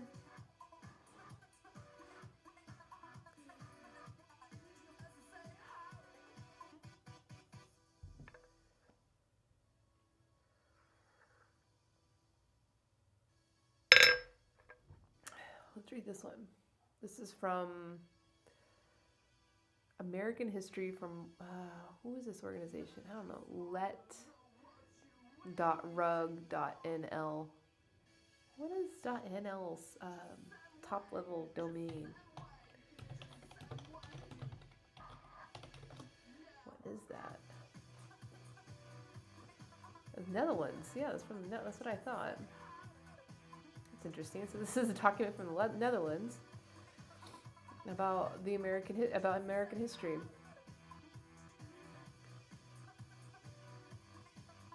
The ability of banks to issue money raises some interesting questions about the nature of money and about the legal aspects of its issuance in the United States. On these topics, I will now briefly digress. Money is nothing more than a common numeraire, which reduces the search costs associated with conducting beneficial trades. That's an interesting way to define money. I'll read that again. Money is nothing more than a common numeraire, which reduces the search costs associated with conducting beneficial trades. I'll look up this word. I have never heard this word before. It's a basic standard by which value is computed. Okay, so it's a standard of value. Got it. Understood.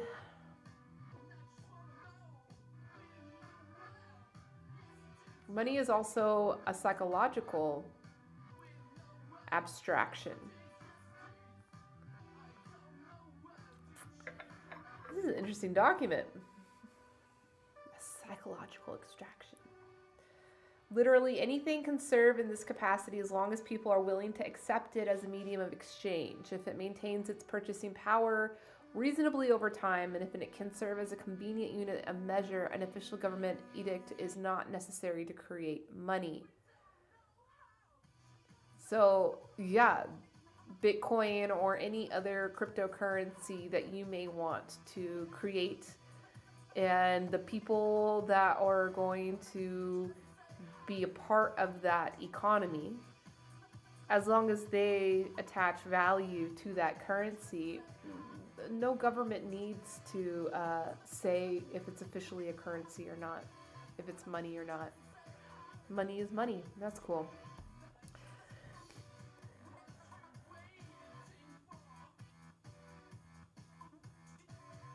The Constitution contains only 2 sections dealing with monetary issues.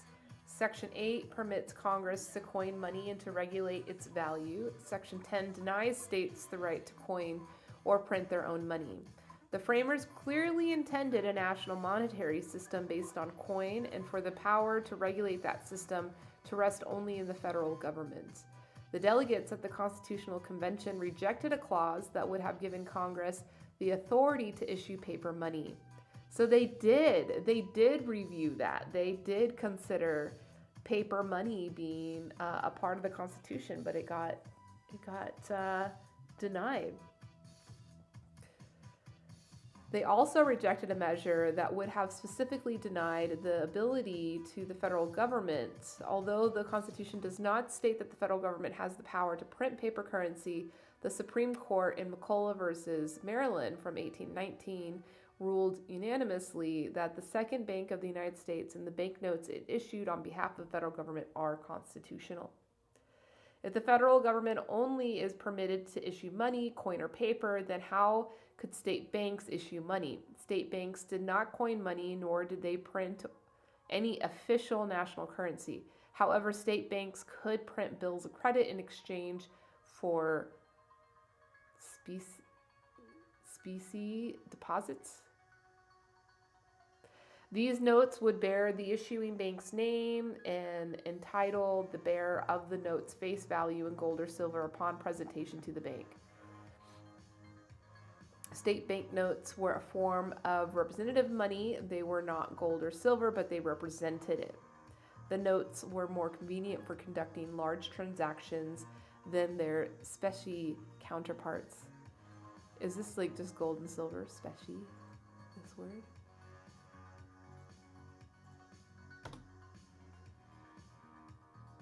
Specie.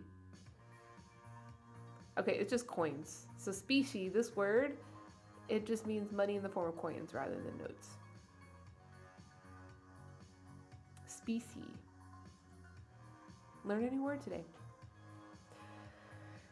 And more importantly, for the extension of credit could be produced easily, whereas the gold and silver stock in the nation was relatively small and for the most part declining. The Supreme Court ruled in 1837 in Briscoe versus Bank of Kentucky that state banks and the notes they issued were also constitutional. One potential problem with such a system is that banks may issue notes far in excess of their specie deposits. Customers appeared from time to time wanting to exchange their banknotes for specie. The banks, of course, made allowances for this by keeping some of the specie on hand at all times. If the specie banknote ratio was too low, even a small unexpected increase in the withdrawal rate could force the bank into insolvency. Remaining depositors who had not withdrawn their specie would be left with worthless banknotes. And this actually happens in the Bitcoin world. So that's probably one of the biggest.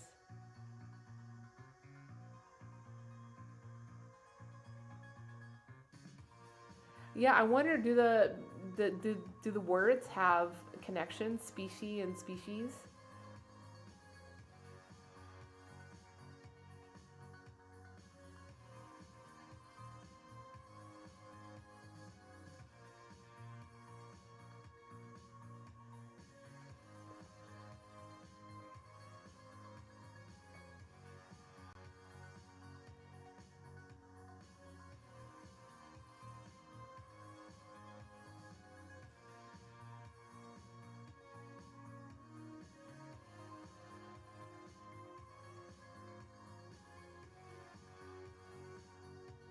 I guess it is, but it's just a different word.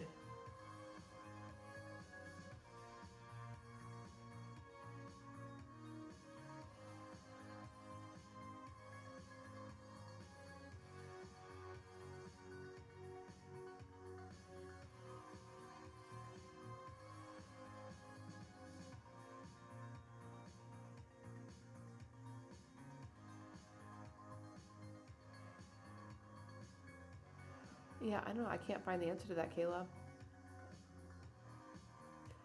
But it probably has similar origins because yeah, that specie, which means coin, does also mean in the same or like form of kind, which kind of explains what a species is. You know, it's like life that is like the same. You know, they're like the same category of life. That makes sense. That's good. It's always good to like learn new vocabulary.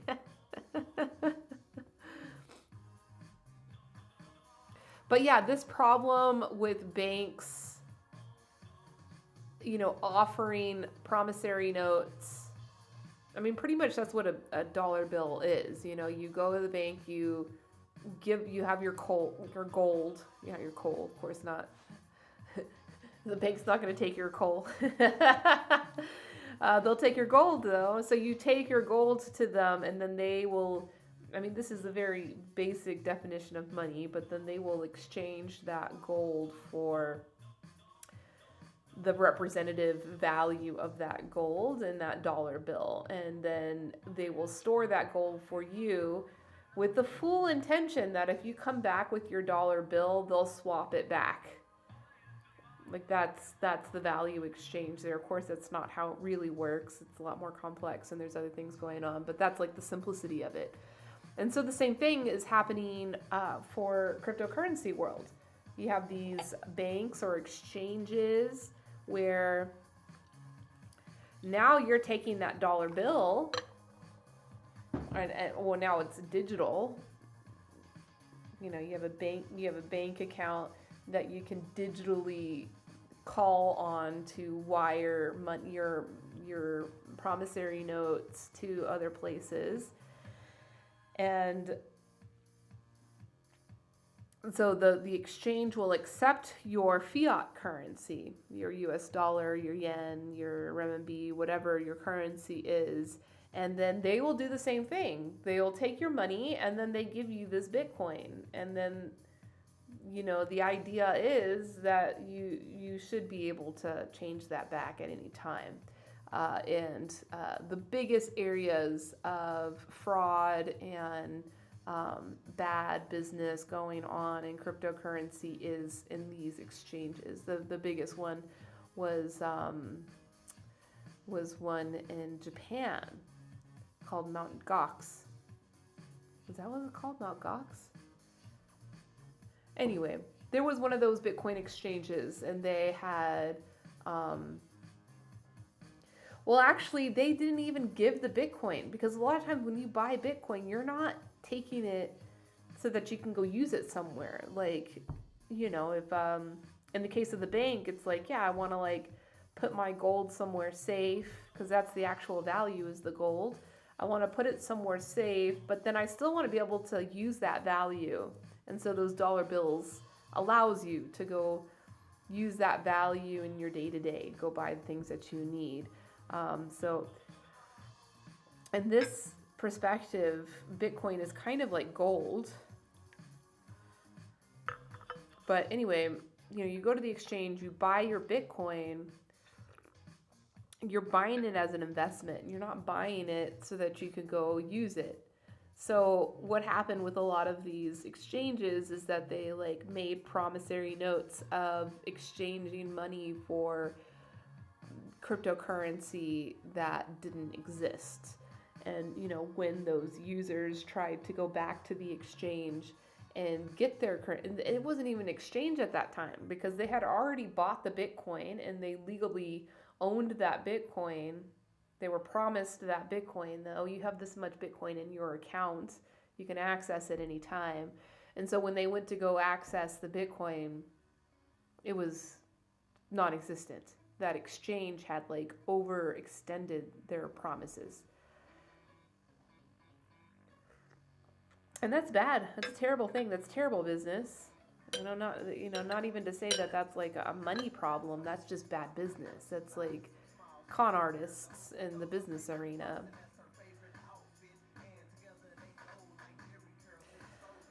The public accounted for this risk of non-redemption by discounting the note to banks that were considered risky. For example, a $20 banknote issued by a bank with a reputation of redemption problems might carry a 5% discount off of its face value. In other words, a local merchant might only give a customer $19 worth of goods for a $20 note, with the difference compensating the merchant for the risk of accepting the bank note. Discounts on notes among functioning banks range from about 95% for the riskiest banks to 0 for banks with a high degree of public confidence.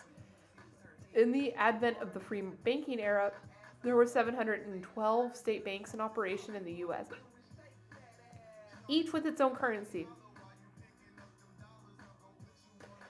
Imagine the difficulty for a local merchant in tracking the riskiness and value of perhaps dozens of different banknotes in addition to other concerns of his business. That's insane, okay? So that's how it worked, all right? Now I understand. The issuing of banknotes, the issuing of paper money was left to the private sector, which, yeah, this was a mess. This was a mess. From, a business owner's perspective, like what they say in this last paragraph, like as someone who is accepting currency, you have to like keep track of all the currencies. I mean, I guess it's kind of like the cryptocurrency realm now, where, there are thousands of different currencies that you can go invest into, but you almost have to keep track and understand the risk associated with each one, and make decisions based off of that. It's pretty incredible. I didn't know that. So I learned that about our money. And so that makes sense that there is like a central,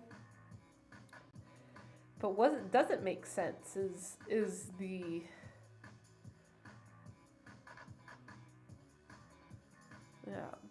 I don't know. I guess there's always going to be that Like when you're dealing in something so big, dealing with so many different people and moving parts, it's resource intensive. It's difficult. So yeah, I liked that article. That was interesting. And this really was an article. This is coming from University. Oh, here it is. The University of Groningen in the Netherlands. So leave it to the the Netherlands to help. Let's see. Let's check the video. Am I lagging? No, I'm good now. So it must have been those widgets that I had in there. What a bummer.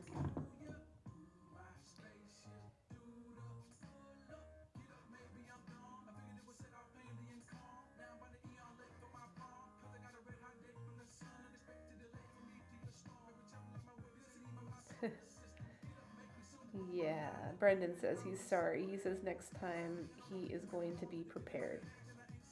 That makes sense. That's smart.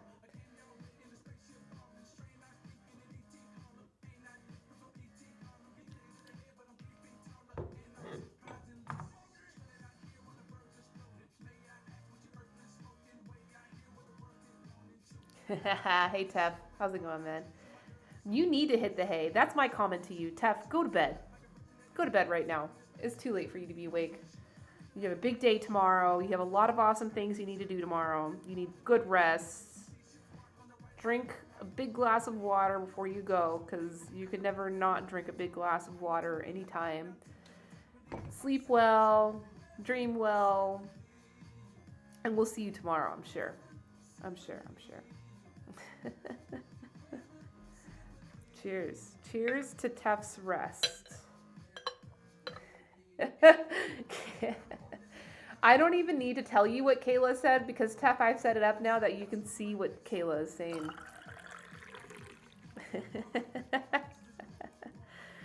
we're your mothers tonight, or this morning, and we're saying you need to go to sleep, Tef.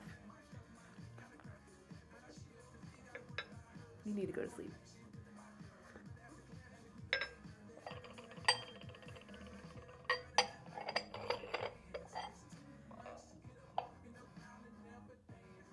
Aw, thank you, Tef. We love you. We're very happy that you're going to sleep now. And with that, you couldn't get Twitch to work? You just need a wife. Well, you know, if those things were easy. Let's see. Let's get him. Let's get.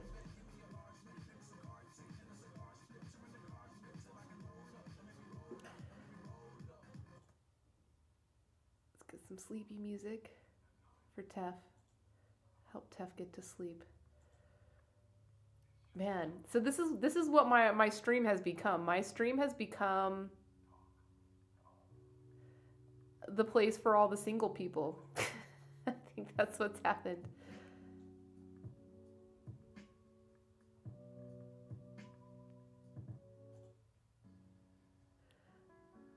Oh, here we go. See, so Tef, here we got some nice relaxing lullaby music for you.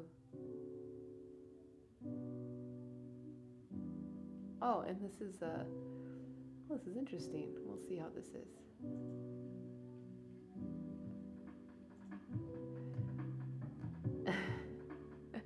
Yeah, my stream has become the gathering place for all the single people.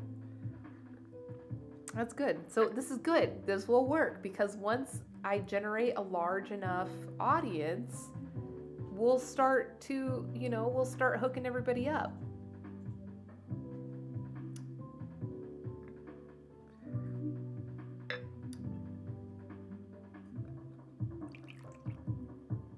Start hooking everybody up.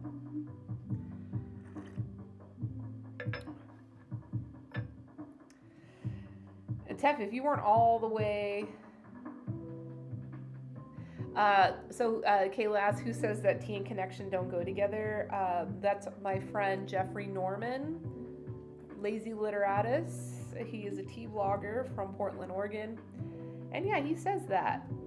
And I don't believe him. Not for 1 second. Tea is so seductive, right? How do you not? How do you not fall in love at the tea table?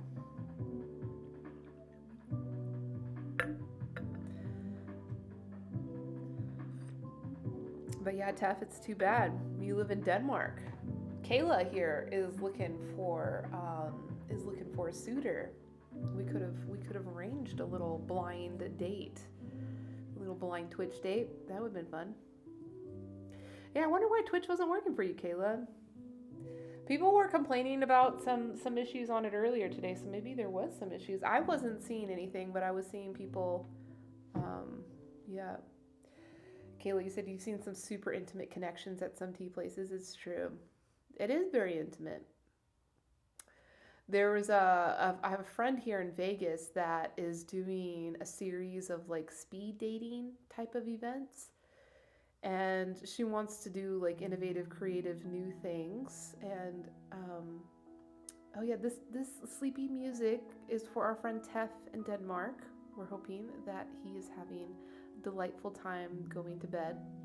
He's probably not listening to this anymore, but I thought it would be appropriate to play some nice sleepy music.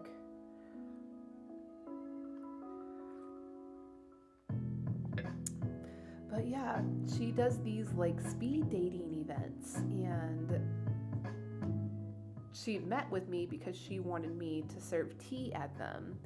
And so her idea was there was going to be 2 parts of the event. In the like main like networking area, that's where the very superficial conversations are happening, and where you can select consensually on both sides, of course, if you want to go into a more intimate environment to talk with each other. And the talking that was happening was answering some questions. She showed me some article. There's like 20 questions to really know a person, or maybe it was 10 questions, but they're very intimate questions. And so she'd give this list of questions, and she wanted to set up these like kind of private rooms where you could go and drink tea together and go over this list of questions with each other. I don't know if her event went through. I mean, this was right before COVID, so very likely that she didn't get to have those events. But I thought that would have been a really great way to introduce tea to people while they're falling in love, of course. Do you think anybody's ever fallen in love at a speed dating event? I've never gone to one. Yeah, questions you asked to fall in love list. Yeah, that was it, Kayla. Let's see what that is. So we're kind of off from Constitution now. That's okay. We put 2 hours into it. 36 questions that lead to love. This was printed in the New York Times. To fall in love with anyone, do this. All right, I'll read some of these questions out. Given the choice of anyone in the world, whom would you want to have as a dinner guest? Would you like to be famous? In what way? Before making a telephone call, do you ever rehearse what you are going to say and why? That's a good question. And also, I don't know if I would trust the response I got from someone on that. Because I feel like if you really did do that, is that who it is? Elizabeth Gilbert wrote this?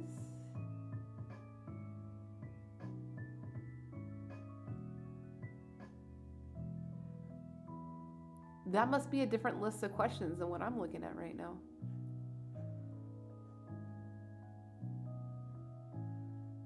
dinner? Oh, Elizabeth Gilbert would be your dinner guest. Oh, you're answering the question. Oh, Kayla, you want me to fall in love with you? Okay. Who would I have as a dinner guest?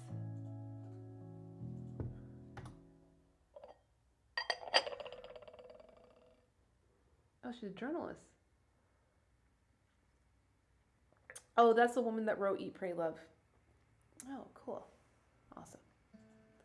Julia Roberts. Let's see some more of these questions. Oh, I'm totally in love with you, Kayla. Oh, I'm totally in love with you.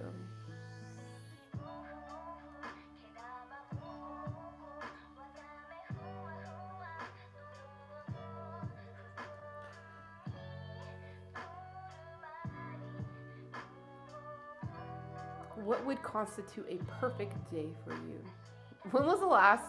When did you last sing to yourself? That's a good question. Do you have a secret hunch about how you will die? I do. I always imagine I'd die jumping into a volcano.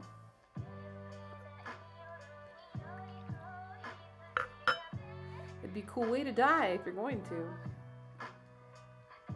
Which we all are. But like if you know when you're going to, go out with bang.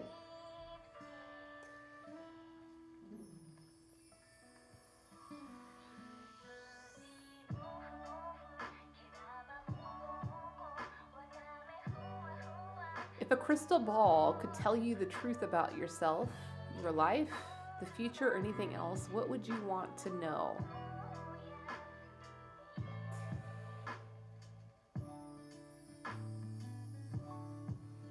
There's some good questions here. No, is it a good documentary?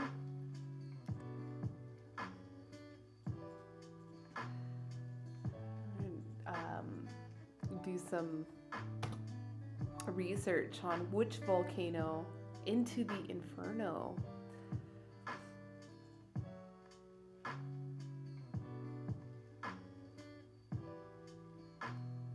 Oh, I should totally watch this. And it's on Netflix. Oh, great. I'm totally going to watch this. Thanks, Kayla.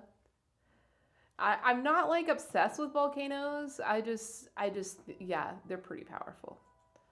And a great way to die. Or not die, as Tom Hanks and Meg Ryan showed us in Joe versus the Volcano, which was an incredible movie. And I completely understand if it's your favorite movie. It's not my favorite movie, but I understand if it is.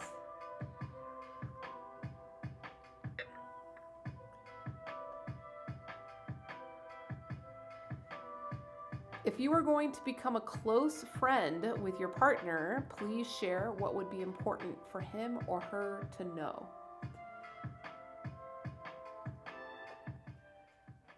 Yeah. I mean, do you think people would honestly answer these questions in a speed dating?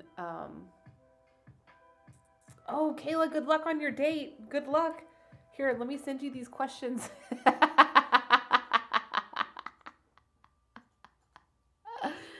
You can ask your date these questions.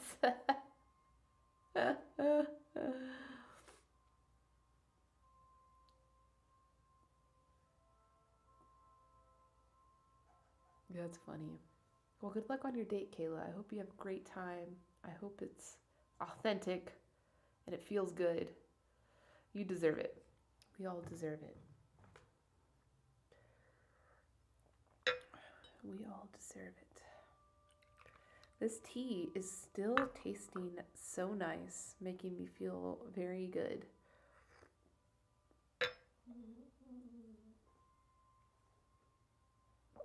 You hear him? He's getting comfortable.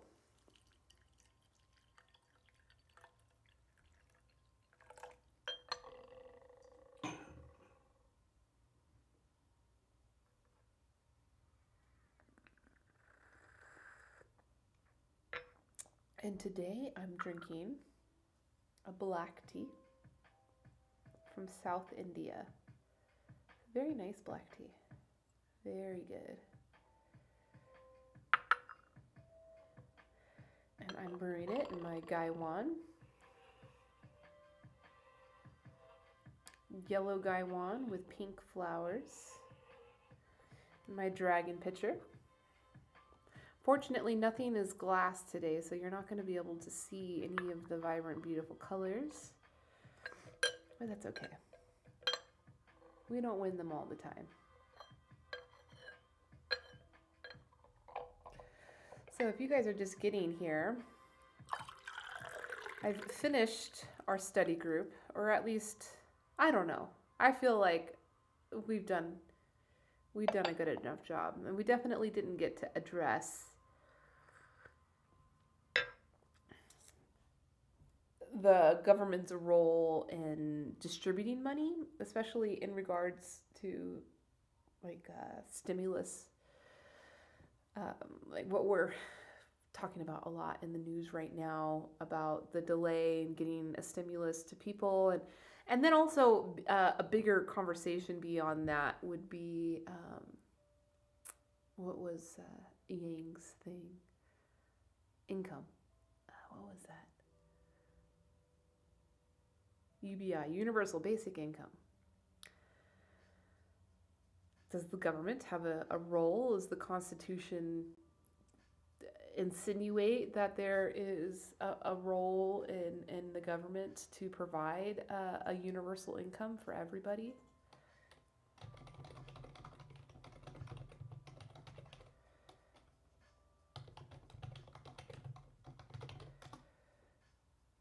But so instead today, what we ended up looking at was the history of paper money in the United States and the constitutionality of that. And, you know, there's quite a bit of kind of back and forth and argument, but there certainly has been some Supreme Court cases that have decided that paper money issued by banks is constitutional. And that was cool to learn that in the beginning, before the Federal Reserve, which didn't come up until the early 1900s, I think it didn't actually officially get ratified and activated until 1918.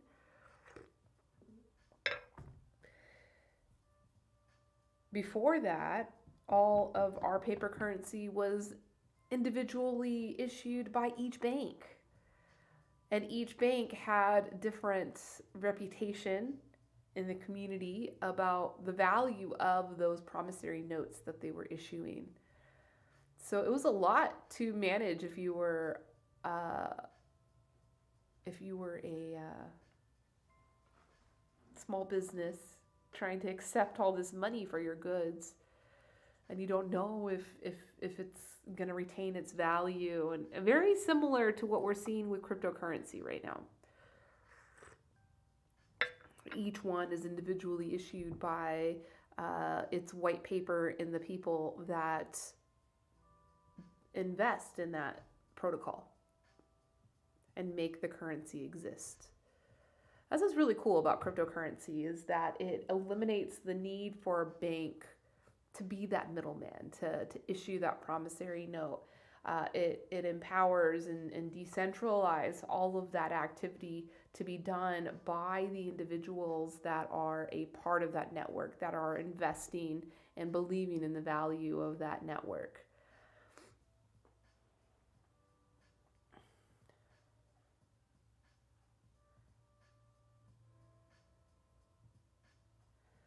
Like the headline of this article: self-made millionaire giving people free money is doing nothing.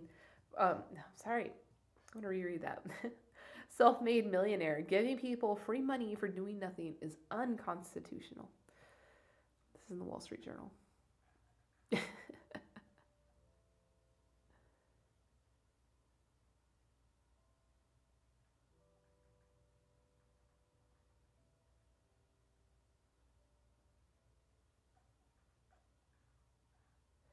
Yeah, my friend that was running for president, he changed the narrative on that to be universal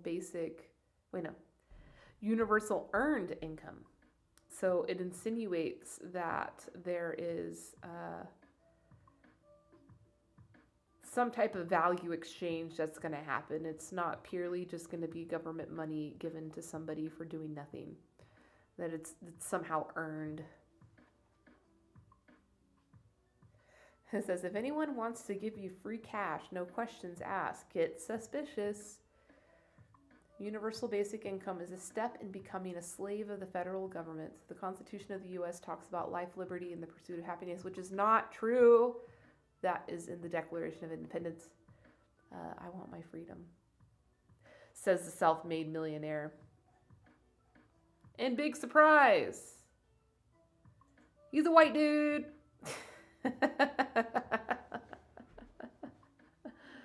Yeah. Yep. Yeah, it's interesting.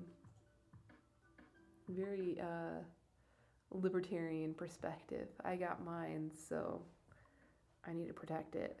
Which is nothing wrong with protecting what you have. That's rule number one.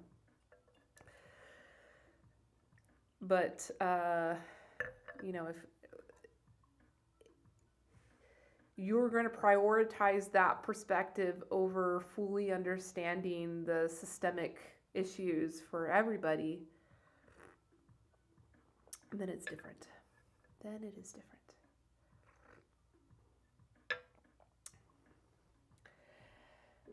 So Wednesday, we're almost over this hump day. Tomorrow, we have tea talks. And that's fun, Tomorrow will be a fun day. If you are interested in joining us for tea tomorrow, that'll be at 2 o'clock Pacific, but we usually go until 4 or 5, so you have plenty of time to meet us. And we meet in the virtual tea house in Topia. In fact, I'm going to go check to see if there's anybody there. Sometimes there's people just hanging out. So that's topia.io/tea house. And when you arrive there, put the browser window in there. You can see it. It'll ask you to put in your name, and you'll join in. And your video and your audio will come up here. And when you get close to where the tea party is, which it looks like there's no one here, but when you get close to where the tea party is, and you'll see some arrows that will indicate to you where the people are, you'll be able to move and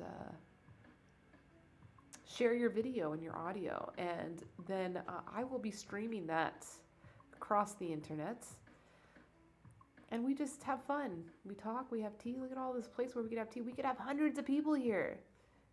So if you're interested, please come tomorrow, Thursdays. Every Thursday, we meet for tea talks.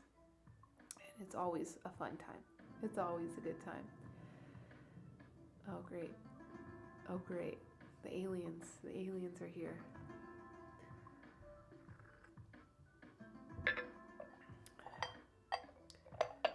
I'd love to see some of you guys there. Really, we could host hundreds. So, you don't even need the invitation. Just come. And when I stream tomorrow, I'll put the link in the title of the video in comments. It'll be very easy for you to find us. There's no excuse. There's no excuse. All right. Well, I think I'm going to tune off. I've done my work here. Caught up with some friends. Thank you, Brendan, for coming on earlier and chatting with me. And I look forward to tomorrow. And I hope you guys have a beautiful evening. Rest well. Eat well, drink well, water and tea, and anything else. Do that well too. And I'll see you next time. I'm gonna find out who to raid.